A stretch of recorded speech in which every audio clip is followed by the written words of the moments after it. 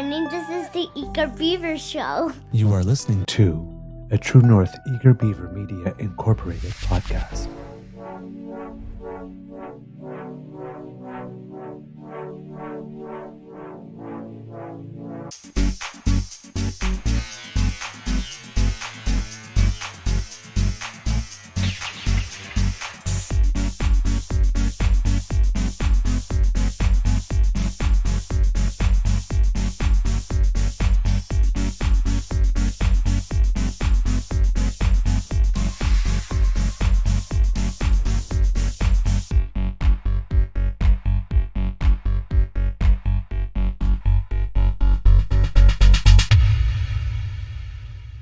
The True North Eager Beaver podcasts are proudly brought to you by our founding sponsors, the Misfit Mysteries from Corvid Moon Publishing, your source for science fiction, fantasy, and cozy mysteries featuring a broad diversity of characters, CanadianTarot.com, your uniquely Canadian online eclectic tarot community, and the Pepper Master, hot pepper sauces made from farm-fresh ingredients to thrill your taste buds and expand your mind.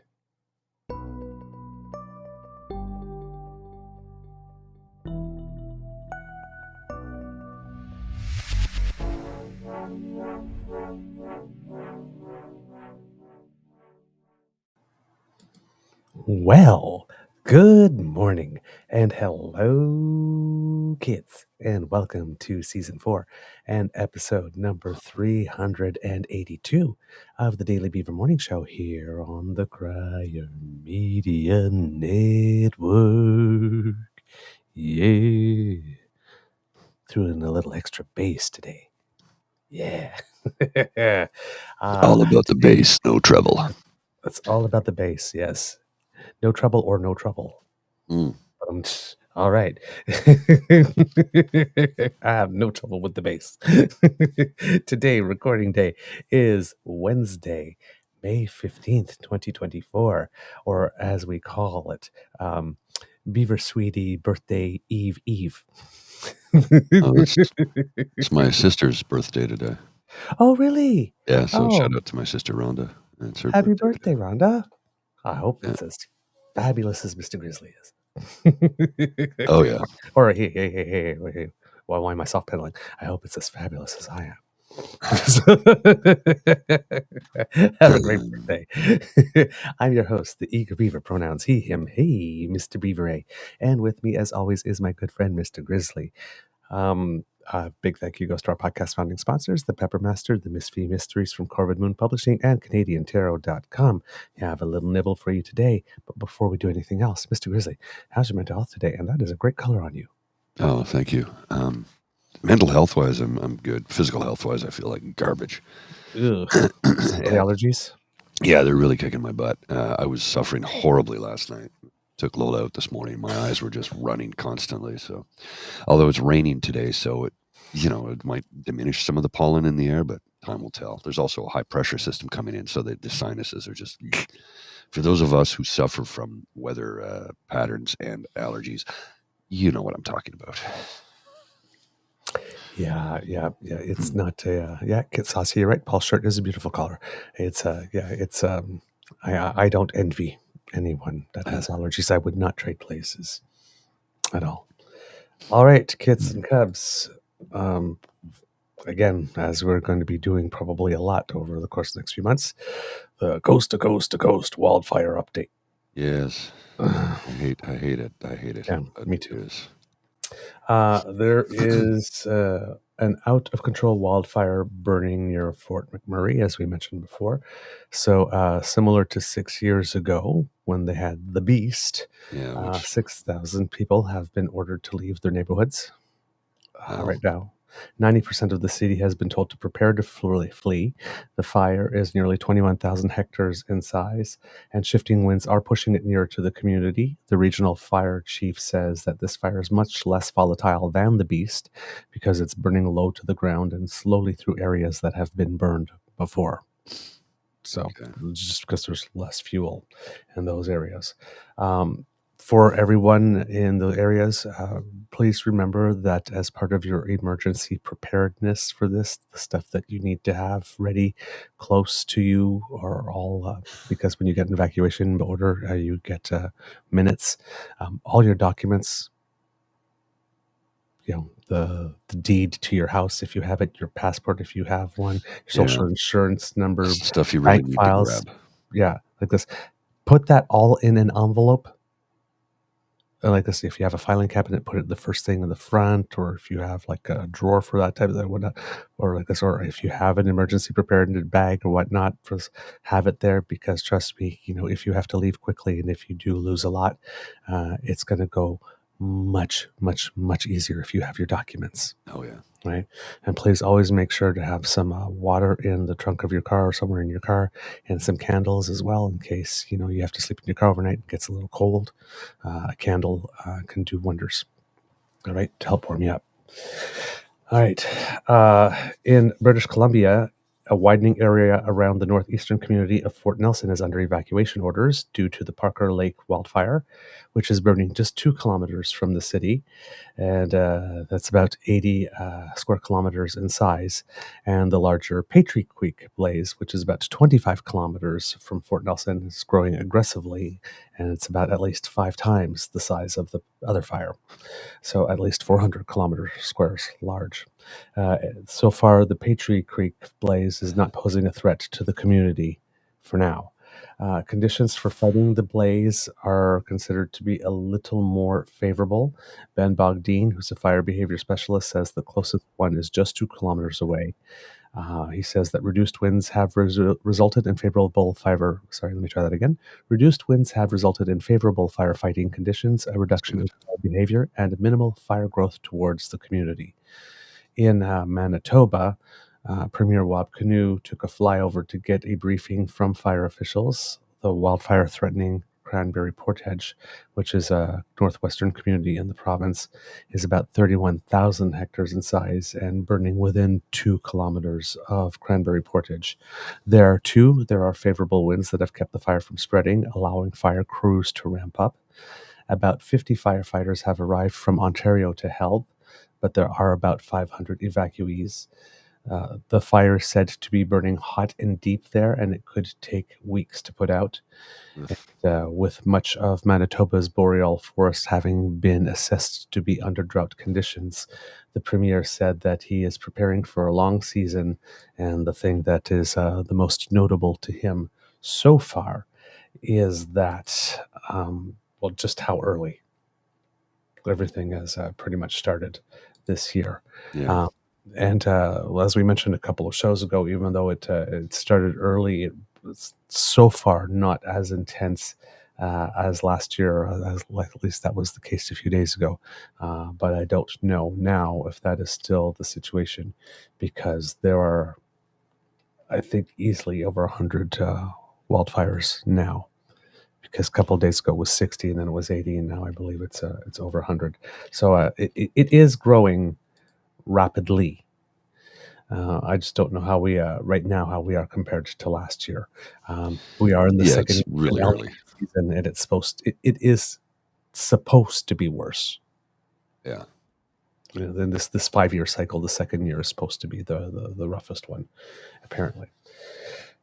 So yeah, we'll see what happens there, but we're getting at the point we're mobilizing. We haven't yet called out for international help like we did last year. Remember, we got people from many places, including those people from South Africa who not only brought some help, but a little bit of song and Some spirit. that Yeah. joy and some spirit, because we kind of needed it. It was pretty dark.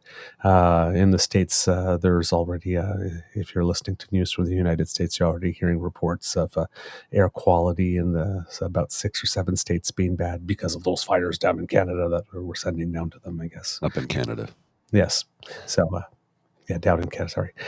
But, well, they don't know when they print the map of the United States. The United States is an island in an ocean. Yes. Well, and I'm sure you've seen some of the videos on YouTube Shorts and TikToks and that where they interview. There's a guy who does a series. He just goes and he goes asks them 5 questions, and they get them all wrong, and he goes, "That's correct. That's correct." Like he's He just doesn't even want to debate with them because they're so convinced they're right that Europe is a country. Hawaii is another country, not part of the United States. And so is Africa, I bet. Yeah, well, it's the amount of people who, this is the one that kills me. They've gone to the airport, they're in New York, and they're going to fly to Hawaii or in California and fly to Hawaii. And the TSA agent goes, "Where's your passport?" She goes, "I don't need one." "Well, you're flying to Hawaii." "Yes. And Hawaii is part of the United States of America. I do not need." "Yes, you do." And the TSA agent is insisting. I'm like, could we have a minimum requirement for these folks when they have a knowledge of geography? Like, good Lord. You're working at a freaking airport. You should at Pick least up a globe. You should at least know that Hawaii is part of the United States. Now, there's the whole issue of stolen land. And I'm not getting into that. Yeah. Okay.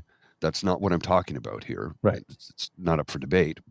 It's a thing, and it's not my fight. But it is recognized internationally as the 50th state of the United States of America. Yes. That's why they call it Hawaii 5-0. For those of you who didn't know, because I was surprised to find out there are people who didn't know that. I did not know that. Oh, really? No, I thought 5-0. I thought 5-0 was a police term.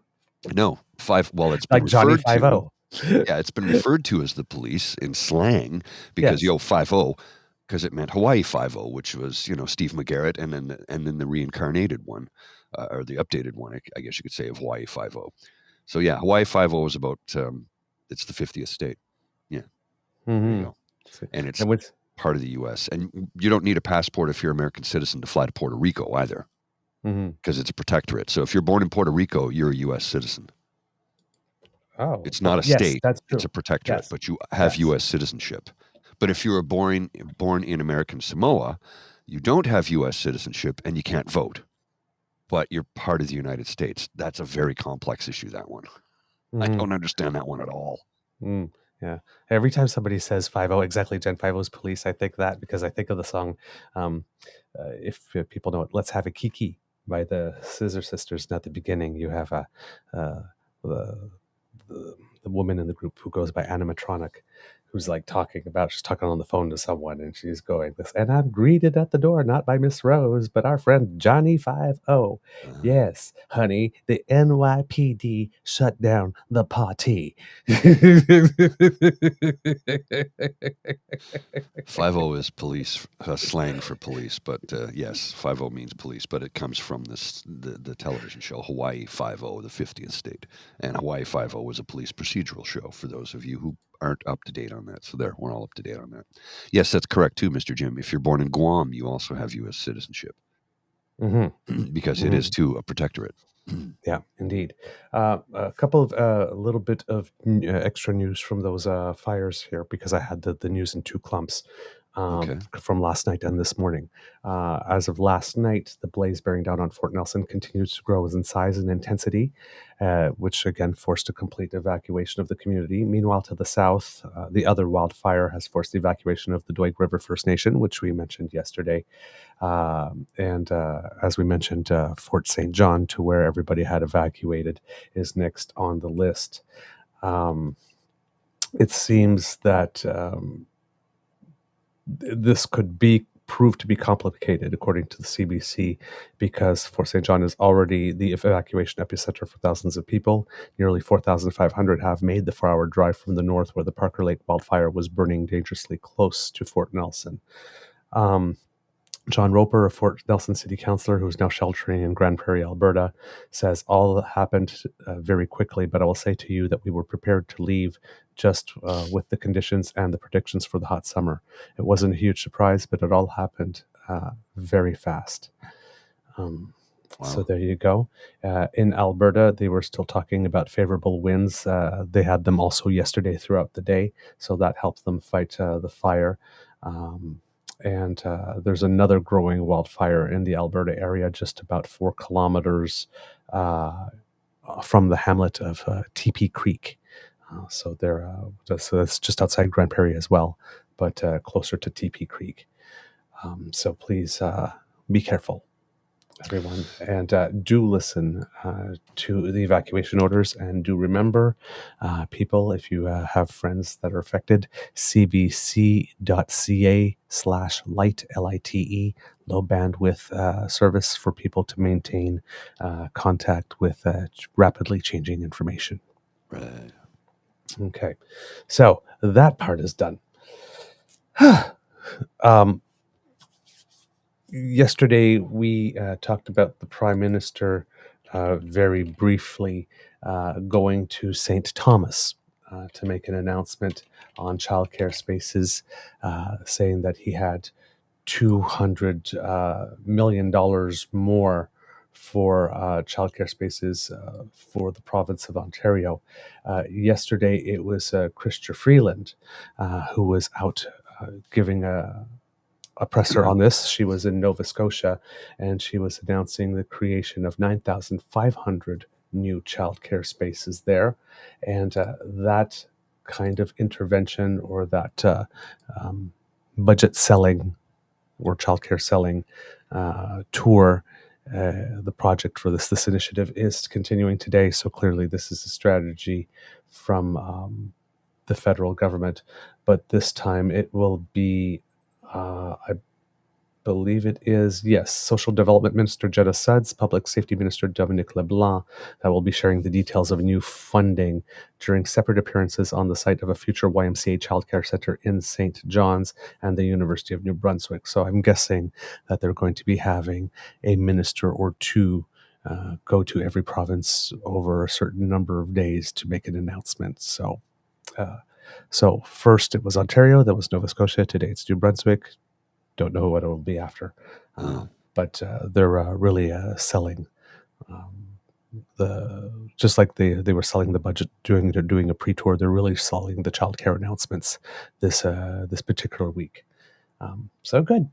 Well, and hasn't the ball been dropped here in Ontario on both childcare and housing from Yes. federal government money? Yeah. Yes. Well, Makes as we sense. reported yesterday, right, 8 of the 10 provinces are already at $10 a day childcare, and the plan for that was to have that in 5 years.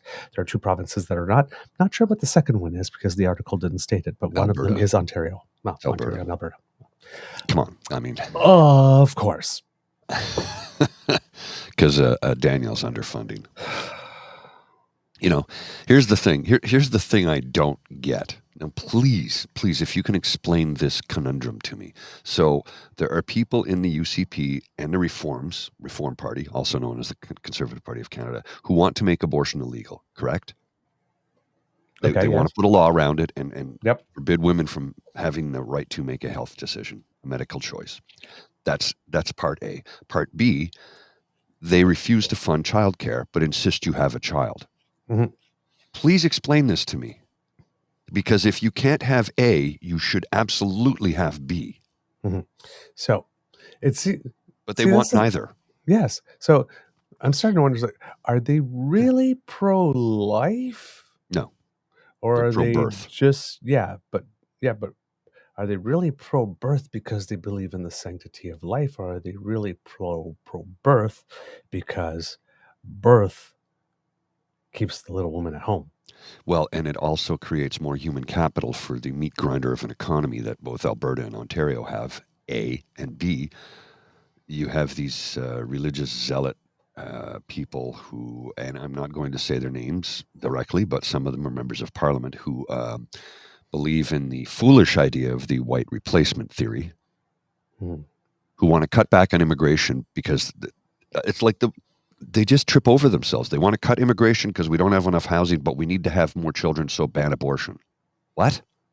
Oh, that's the racist dog whistle. That's all that is. Mm-hmm. That's all that is a racist dog whistle. They want more white babies because they're afraid of being replaced by immigrants. They want to cut down on immigration because they say we don't have enough housing, but they insist on more white babies. And then they won't build the housing. And then they won't build the housing, and they won't fund the childcare. Every single one of you people who believe in that shit can go straight to hell if you believe in hell, because you're cutting off your nose to spite your face. Mm-hmm. And the thing is that while we were talking about, everybody's talking about the Great Replacement. It's not so much the Great Replacement. I mentioned the other day that there was a brainwashing exercise, and brainwashing wasn't the correct term because we were talking about They don't have a brain. particularly. No, come on, particularly. That's not very nice. But we were talking about how we're losing men under 50. Mm-hmm. Specifically, they seem to have been targeted, and we're losing them. It's not some, and it's just learn. It's not a brainwashing; it's a rewiring. Yes, We're having the great rewiring with social media and whatnot like this. People's brains are—it's not they're being brainwashed; they're just being rewired to think a different way. Yes. And of course, we have like all the technology in the world, the AI, the computer analysis, the things that and analyze all your data and to develop a psychological profile of you, and to help them. Whereas us here at home, everyday Canadians don't have access to all that technology. Mm-hmm. So we are being studied. Well, essentially to find out where our rifts are, where our sense of where our as we say in French, nos cordes sensibles, where our sensitive chords are, which ones do we pluck in order to get us to do or behave or in certain ways, or to open up our wallets or to get angry at someone else. But somebody's always plucking at something constantly. It's never constantly ending. Yes, and it's a it's organized, right? That's the thing, is they're, without saying that it's a conspiracy theory, there are people, because if you're agnostic about how it is you make your money, right? Remember during the United States when they were having all those protests, because when we found out, when they did all the analysis, the Cambridge Analytica stuff, we got through, we found out that there was like the same people were starting, show up 10 p.m. at this neighborhood in this town for an abortion protest. Show up at this neighborhood in this town for an anti-abortion protest. And it was the same person somewhere in another country that created those both those accounts to try to gin that up. So there is a movement, and I'll give you an example of this that's happening right here in Canada. Mr. Grizzly, if you will put this on your screen, we will not play the video like this. We'll just have the image. And so you just want me to freeze the image? Just well, you can let it go like this. We just don't have to like play the clip with the volume. Just let it go. But this person here, all right, I've talked about him a couple times before. Because you'll see him a lot. He basically tries to steal Pee-Pee's shtick. He's got a high voice like him. He's got glasses. He flaps his arms around a lot when he makes these videos like this and points and politicians like Olivia Chow. So don't play him, but just show him. So here you got this guy, right? You got the soft lighting, the drab background. Okay, this is Spencer Fernando. He's the head of the Canadian Taxpayers Federation. To me, he's Romana Didillo in bad. Is it the drag queen, the drag king version of Romana Didillo? Agreed. Okay. Now, please, Mr. Grizzly, read this tweet. Politicians like Olivia Chow, Jagmeet Singh, and Heather McPherson are the types of people who help evil flourish. You can't build a great nation or defend civilization with those types of people in charge. Okay. This is a fascist tweet. It absolutely is. Okay. Absolutely. It refers to those people. Right? Its only purpose is to tell you who to hate today. Right? And in this case, well, let's see. Who should we hate? Olivia Chow, female, visible minority. Jagmeet Singh, visible minority. Obvious religious minority because he wears a turban. And Heather McPherson, women. So women, religious minorities, and visible minorities are who we should hate today. And look at this guy, because he does not strike me as a paragon of whiteness. No. And what he does not realize is that he is the cudgel that will be tossed aside once they get their way. He's sitting there calmly, look at his face with the soft light and whatnot, like talking to you, not excited, Not like his other videos when he's standing in front of the gas stations holding a newspaper, going, like this, calmly telling you why it is that you should hate these people. Because here, right, are the types of people who help evil flourish. And once again, I ask you, kids and cubs, when you are told that you are facing evil, what is the solution for evil? You exterminate it. That's what they're calling for. It's a dog whistle. It's what it is. It's a fascist tweet. This guy from the Canadian Taxpayer Federation, an organization which I believe has been asked several times to make its membership list public and refuses to do so, but calls on transparency from everybody in government, but won't do it themselves. Like this. Politicians like Olivia Chow, Jagmeet Singh, and Heather McPherson are the types of people who help evil flourish. Now, he's got this under his private account under Spencer Fernando. Spencer, the lights were not so bright, Fernando. Instead of the Canadian Taxpayers Federation, so he's saying this as himself, not as the leader. But you got to kind of wonder why it is that the leader of the Canadian Taxpayers Federation would want to go out on a limb and start freelancing on issues that have nothing to do with taxation and thus ruin the brand of the Canadian Taxpayers Federation if the Canadian Taxpayers Federation was an organization that was primarily concerned with taxation. Well, it makes you which think it is not. Probably not. It is not. They got involved in the gun control debate a few years ago. What does that got to do with taxes? Bingo. Other than the cost to implement the program. Yes, but they weren't talking about the cost. They were talking about punishing. Yeah. Punishing law-abiding. So, Canadian Taxpayers Federation is a veil title. It's just a thin veil. It's a title to keep you believing that's what they're doing. They're not. If this was an episode of Coffee Talk, I'm Coffee Talk. I'm Lady Richmond. I'm a little bit clamped. Discuss amongst yourselves. I'll give you a topic. The Canadian Taxpayers Federation is not much a federation, not very Canadian, and nothing about taxpayers. Nope. Discuss. It's about pushing a right-wing populist agenda by white people who are for some reason fear being replaced. When people talk about the Great Replacement Theory, you know what my stance on it is? I don't give a shit. I don't care. In 100 years, most of us are going to be some shade of brown anyway. And even then, so what? I got a head start. Yeah. So what? Who gives a shit? Really? Like, really? Really? I don't give a damn. I don't care at all. At all. At one point in time, most of the world was a dark shade of brown. Mm-hmm. And, that sounds like a Moody Blues song. Yes. Dark shade of brown. Anyway, but hey, and with climate change getting worse, yep. You might actually be happy for the additional melanin. Yeah. It might come in handy.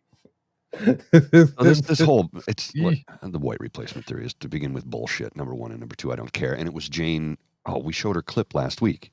Yes. Why do I always forget her name?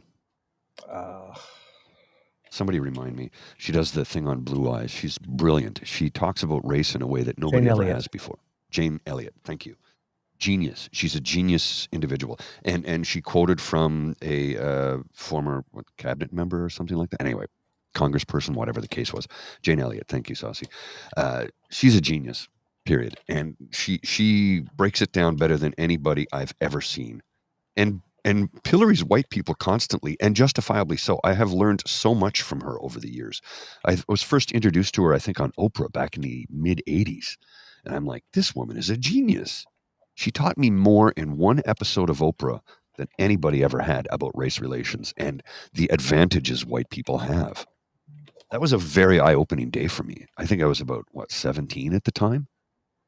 I was like, holy crap, I had no idea. How could I know? How could I know? I'm shielded from it, right? Hmm? The prime minister admittedly said, I had a blind spot there when he did the blackface thing. Mm-hmm. Because he did not know what he was doing was bad, because no one told him. No one told him it was bad. So if you do something wrong and nobody tells you it's wrong, how do you learn from that? You don't learn if nobody tells you what you did was wrong. Mm-hmm. So you watch Jane Elliott when you get a chance, and you're going to learn so much from her.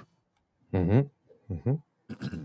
And that's why we have that Maya Angelou saying, do the best you can until you know better. Once you know better, do better. Exactly.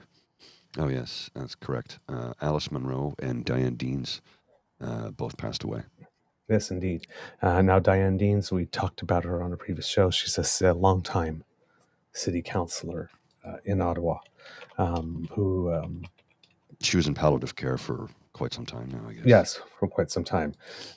She is one of the longest-serving councillors in Ottawa history. Yes. Actually.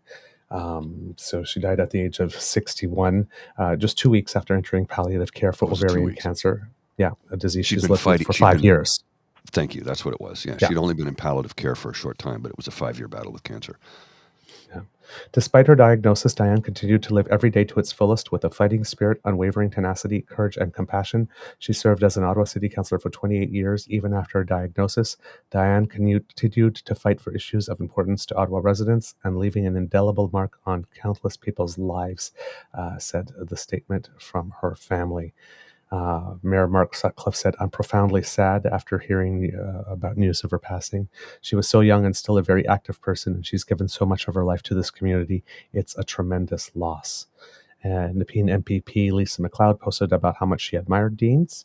My family and I want to extend our heartfelt condolences to the family of Diane Deans. I remember Diane taking her young daughter to City Hall when I was a staffer, and I marveled that she could be a mom and councillor. About a decade later, I found the strength and determination to be a mom and MPP myself. That's because I had role models like Diane and Jan Harder who showed me I could.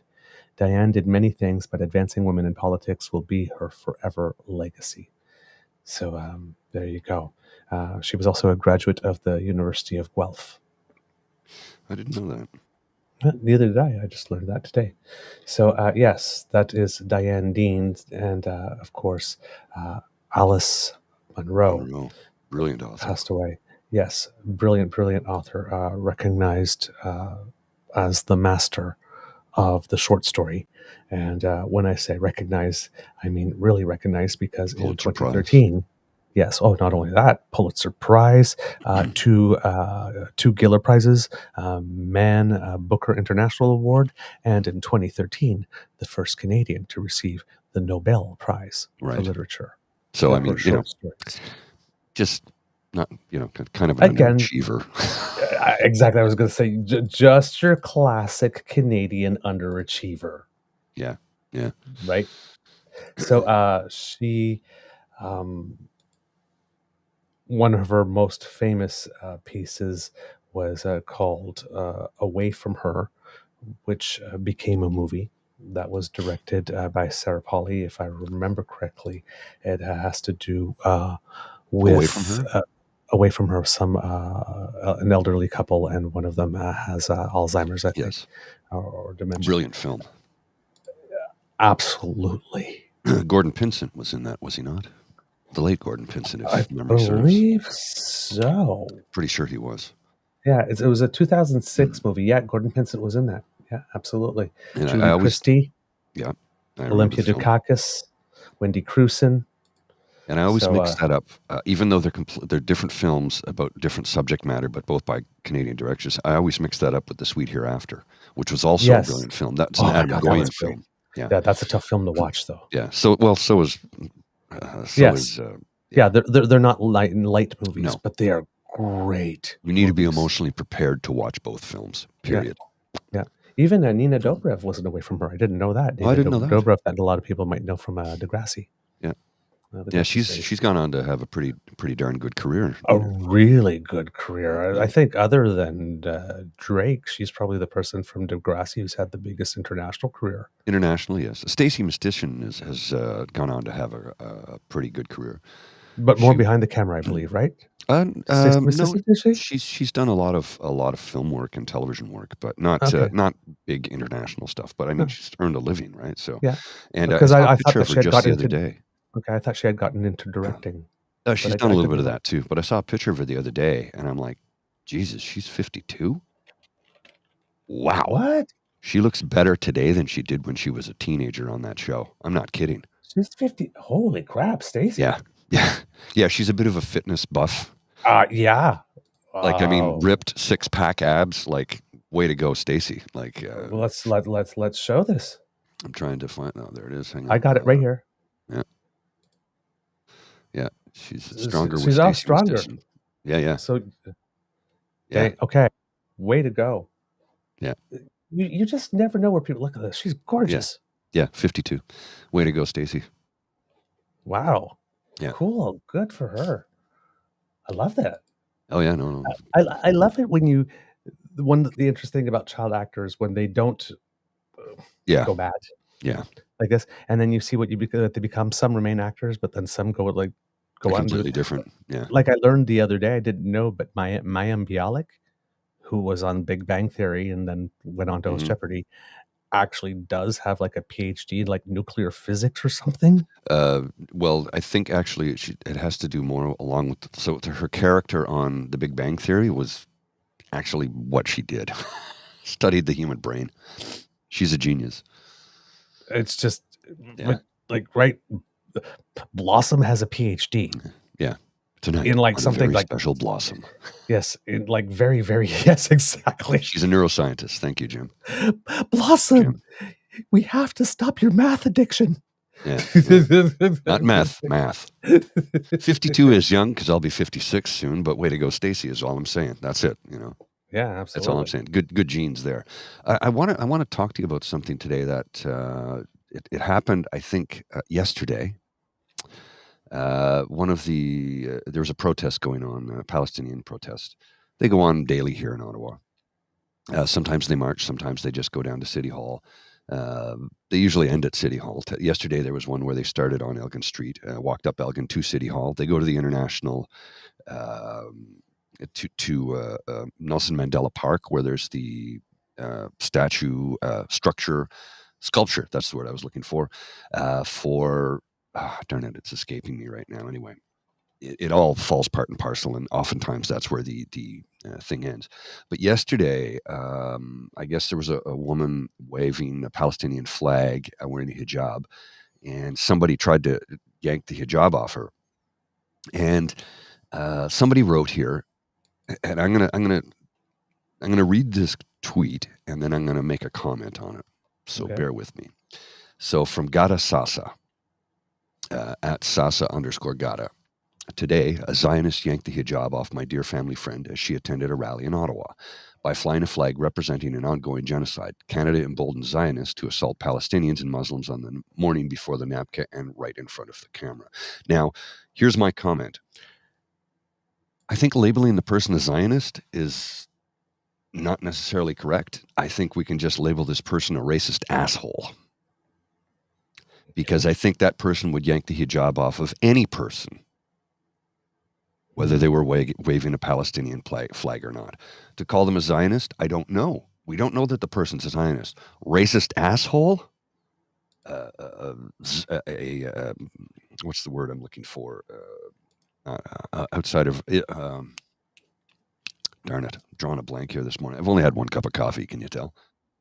When you are I don't know. I can't participate. When you're afraid of others, but you're not racist, you're xenophobic. Xenophobic, okay. I'll call him a xenophobic asshole or a racist asshole. I don't know that they're a Zionist. So, that's an assumption. Mm-hmm. But either way, not cool. I mean, look, what can we do to change the war over there? You can voice your opinion, sure. Is it going to do anything? I doubt it. There was a parade yesterday on Elgin Street. I was out taking Lola for her 8 p.m. walk. And every day at 8 p.m., she just comes up to me like, hey, come on, we got to go. We got to go. So I take her out and I get her down to Elgin Street. And I start hearing drum beats. And I'm like, what the hell is going on? I look over and I say, oh, okay, they're just marching. So they're beating the drum and chanting over a megaphone. And Lola was not disturbed by it, but she was just like, what is going on? What's with the banging on the drum and the yelling in the group? So I waited. They walked by, and then we went down around, and I greeted. There was a group of young men and a gentleman, probably about my age. They were all standing in a circle, just talking. A couple of guys had the full head, like the kefias. All you could see was their eyes. I don't blame them. They want to come out and protest, and they don't want any blowback on their families or friends or workplace or whatever the case may be. They're allowed to do that. I don't have an issue with it. If they're not causing harm, they're not doing anything illegal, right? So then, of course, what does Lola do? Sees a group of people standing in a circle. Oh, they must want my attention. So she walks right into the circle, and the one guy's like, "Oh my goodness!" The young lad, youngest guy, is like, "Oh, wow, can I?" I'm like, "Yeah, go ahead, pet her. She's super friendly. She loves people." And he pets her, and he's taking a picture. He goes, "Oh my God, what's her name?" I'm like, "Lola. She's a Dogo Argentino." The older gentleman. We had a nice chat. I'm like, "Okay, guys, take care. Have a good evening." A perfectly nice exchange. You know Right. why? Because I'm not an asshole. It's real simple. Don't be an asshole. It's not complicated. Just be nice to people. How difficult is that? Yep. Do I have to agree with what they're protesting for? No. But they're not harming me. They weren't taking over my neighborhood. It's literally they walk up the street, they gather, they're gone in 1 hour. It happens every day. They have a different route every day, but it's 1 hour. They're not occupying the city for 3 weeks at a time. Yep. Screaming for provincial mandates to end at the federal level. They actually know what they're doing. If you're going to protest, do it correctly. There are rules to protest. Now, as for the encampments happening at the University of Ottawa, I don't really have a commentary on that because I don't know what that's all about. I believe they want the university to divest any Right. investments or any ties they have to Israel. Yeah. I don't know how easy it is to just do that. If they're legal contracts, international contracts, you can't just divest them. It's not that simple. I do understand that. There's penalties to pay. Who's going to pay for it? It's complex. I understand what they're calling for in that sense. We don't want to be doing business with that country because of what they're doing to the Palestinian state or Gaza. I get that too. Can we fix any of it? No. Can we stop the war? No. The only country who could theoretically put an end to this war is the United States of America because they have the largest military on earth and the economic power to do it. Sure, we're an economic powerhouse for a nation of only 41 million people. Mm-hmm. And we're one of the most prosperous in the G7 and in the world for that matter. But can we put an end to a war in another nation? No. No, we can't. We can't do that. Yep. Yep.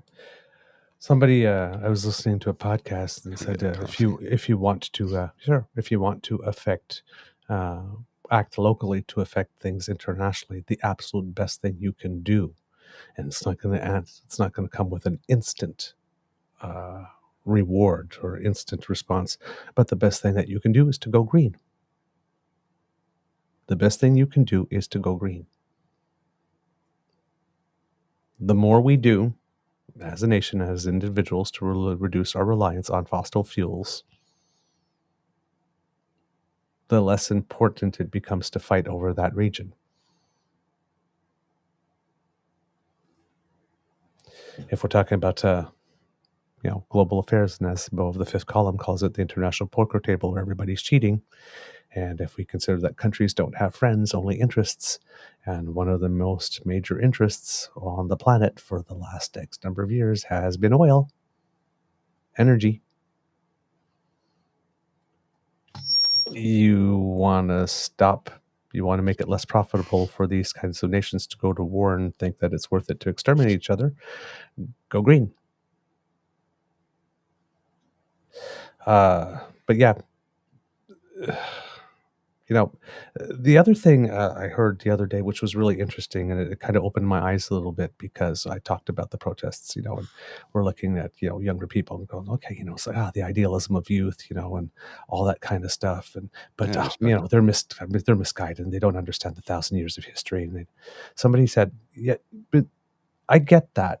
But what you have to understand is that you don't need to understand 1,000 years of history to simply want people to stop dying. Exactly. That's not complicated. I would like people to be able to just live their lives in peace. Now, you maybe need to understand the history to find a solution to how to get there. Yes. But to simply see something off going on in the world, we're seeing people like I said, I have no skin in the game, but Mhm. there are people living in Canada right now that have family and friends and people they really love and care about on both sides of that border, living there and going through that, and they care about them a lot. Oh, yes. So, but yeah, it's I watched this happen, and it's like I don't. How would I put it? It never occurred to me until I heard somebody say it out loud in that way, in a manner that I can understand that. Yeah, if we're talking about idealism and we're talking about a group of people, that generation is more globally connected to each other than any generation that has preceded it. Hmm. Yes. And they're just, and they have, when you say like the kid's all right and that you have faith in Generation Z, they have a very strong innate sense of justice. Oh, yes. Is that a thing? Is there oil in Palestine, in the Gaza Strip? That I don't know. I've never heard of that before, so Yeah. I call that into question. I don't know. Yeah, I don't know. I don't even know enough to call it into question. Yeah, I've never heard of that before. I don't know enough. Could very well be. Could very well be. Can we discuss this gentleman here quickly? Because we got a roll, and he's hang on a sec. Yeah, right here. Here we go. President Jimmy Carter, who is near the end of his life. He's in palliative care. Has been for some time, actually. Surprisingly, he's hung on longer than anybody thought he would. But I love this meme. You may be badass, but you'll never be 91 years old Jimmy Carter battling cancer while building a house for the less fortunate badass. There's the example he sets in this world. Yep. He goes out and does it. And if you read the brief write-up I had in this morning's show about how he helped save a complete nuclear meltdown at Chalk River back in the early 50s when he was a naval commander. And he was also a nuclear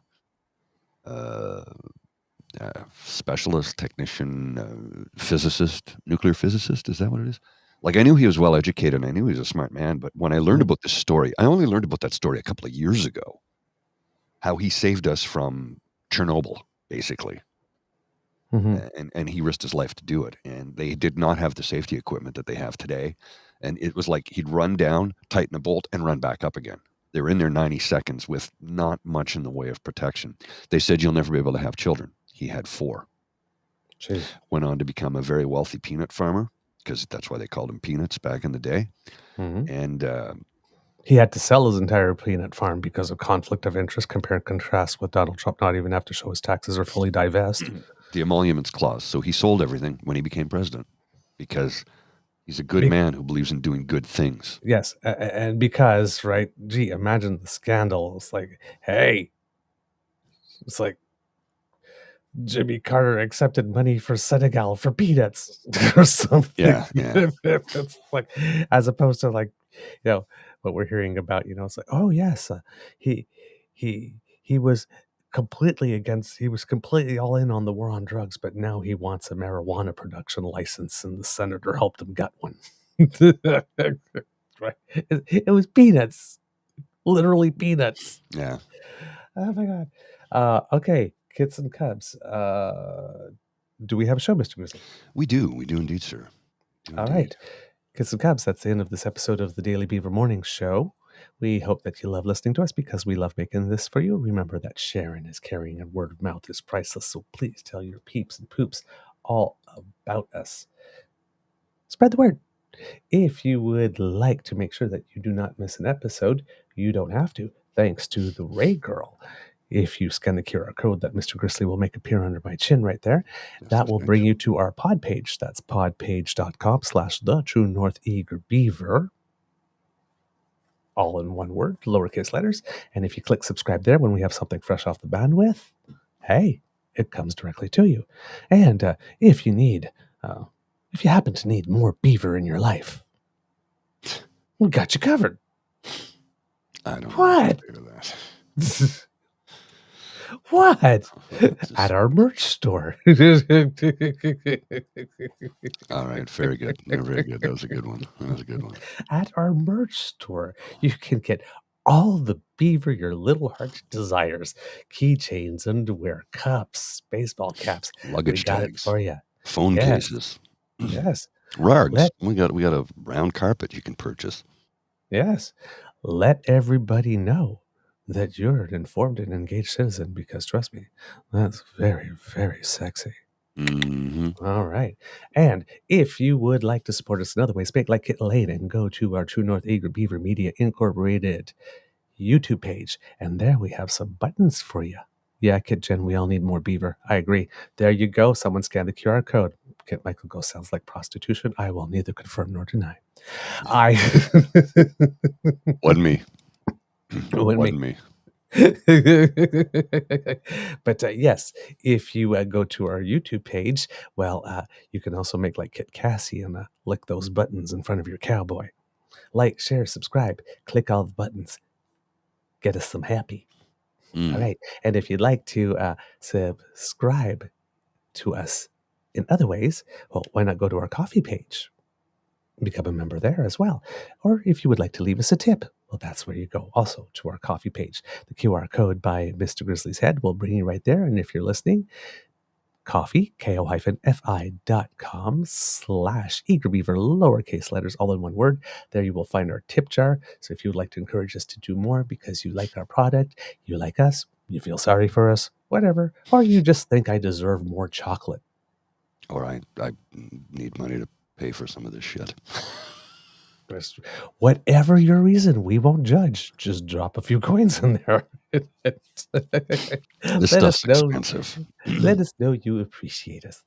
There you go. Because we appreciate you. If you'd like to write to us, truenortheagerbeaver@gmail.com. We read everything. Leave comments at our Twitter feed @TrueEager, on our Facebook page, True North Eager Beaver. Where else do we have?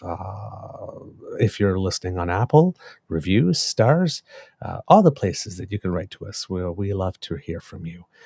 All right. From the Beaver Lodge, this is your Eager Beaver saying it could be a tough world out there. So please be kind to and gentle with yourself because democracy is something that you do. Get involved if you're in Alberta, in the Alberta NDP leadership race, or if you live in British Columbia, New Brunswick, or in Saskatchewan because you have a provincial election coming along. Hey, why not find out what you can do to help the democratic process? See it in action. Trust me, it's really worth it. I've done it once. It's a lot of fun. Mr. Grizzly, do you have some words of wisdom for us? You know, it's some days I struggle to come up with something to say at this part of the show. Some days I have something in my head, an idea.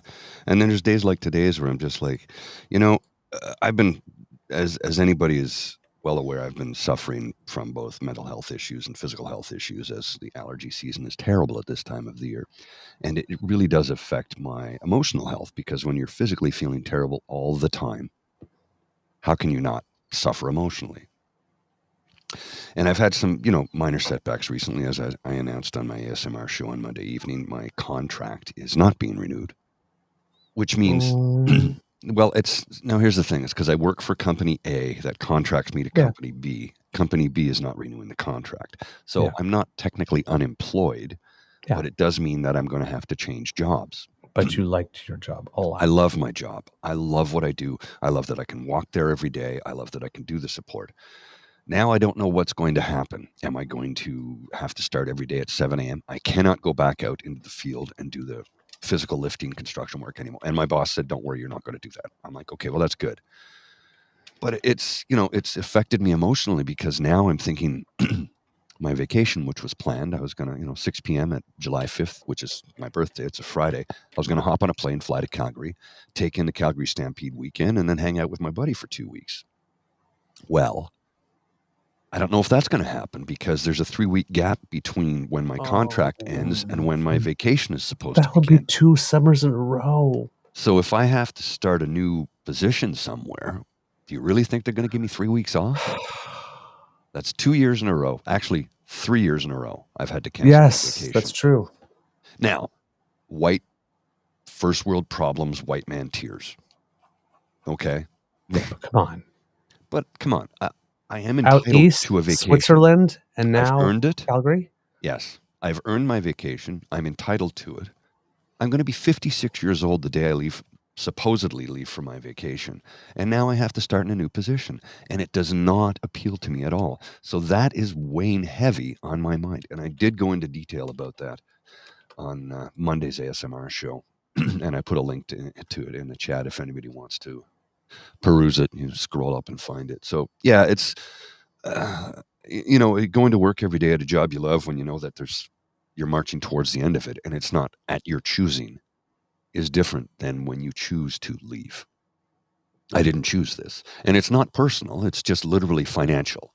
They need to make cuts. They need to find savings. And I'm just a line item. They see me as an expense. Not me personally, but yeah. So yeah, it's troublesome, and it sucks, and I have to start over again, which is there's a lot of anxiety over that. So my advice for you today is if you're facing problems like I am, and again these are first world white person problems, they really are, but they still weigh heavy on your mind. Remember to try and breathe. Remember to take stock and be grateful for all the goodness you have in your life. Remember that at the end of the day, you're not losing a damn thing. Nobody's taking your life from you. Nobody's shooting at you. Nobody is bombing you. Nobody is denying your right to exist. You're going to be okay. Roll with that, and everything will be fine. Yeah, getting some encouragement from the kids in the chat here. You'll be just fine. Chin up, feet forward. That's frustrating, and you deserve a vacation. Everyone deserves time off. I have other kids, Mr. Jim saying, I've been without a contract for more than a year. Kit Jen, I gave my notice this week, voluntary, still sad. Kid Saucy, time to haul out the Speedo and get angry. Angry Speedo Man rants. I'll have to start that soon. I have 4 jazz shows to produce, a pop show to produce. I have shorts to produce. I need more hours in the day is what I need. I need more hours in the day. Kit Pete says, let's start a company together. Well, Pete, he's looking for as well in Australia. Have you talked to Pete? Pete, we need. I sent him a message. But did you? Okay. I hadn't heard back. This is the first time I see Pete since I sent him the message. Yeah, so we're doing our mental health walk. Yes, your idea's taken off, my friend. Yeah, it's officially happening June 15th. We've got the route planned out. We've got some. Well, there's more good news coming. Do you want to divulge the news, sir? Should we? Yeah, I guess we could do it now. Why not? I don't know. We know about Senator Patrick Brazeau, of course, is taking part along with his wife, and we're going to have an interview at the end and everything. But yesterday I talked to Dean about it, and after we got the confirmation from the senator and his wife, and I asked him, we're doing this. Would Crier like to get in on it? Maybe. And it took Dean all of 0.3 seconds to say, yeah, that's a really great idea. So we'll be on the main show sometime next week, probably Friday episode. I don't know if it will air Friday because I think we'll be pre-recording in the morning. And we will be talking about the mental health walk, and it looks like Crier Media Network has bought in, and essentially it will go national.